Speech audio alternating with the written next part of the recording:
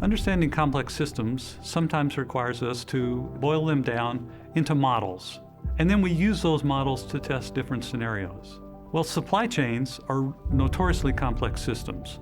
So let me explain one approach to modeling these systems.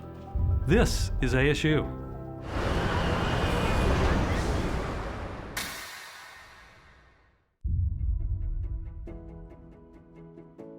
Supply chains are very complex systems. So we need to be able to try to model those systems in order to be able to understand the things that might happen due to random events, due to things that change over time. Discrete event simulation is a tool that mimics what happens over time.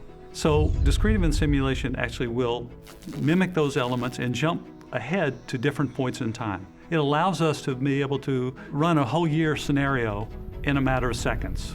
So these computer models will allow us to evaluate policies, will allow us to ask all kinds of what-if questions about our factories or the supply chain in general. An example of discrete event simulation in a supply chain is Intel Corporation.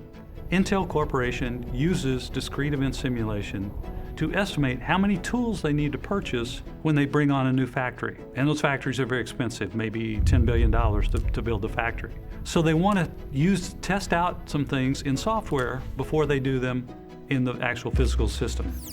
Once the system is in place, they often use it to estimate policies. It would be really risky for a company like Intel to try to change something in their system without first having an idea of what impact that will have. So discrete event simulation can be used for lots of things in understanding supply chain, all the way from planning to scheduling to execution on the shop floor. This was ASU. Thanks for watching.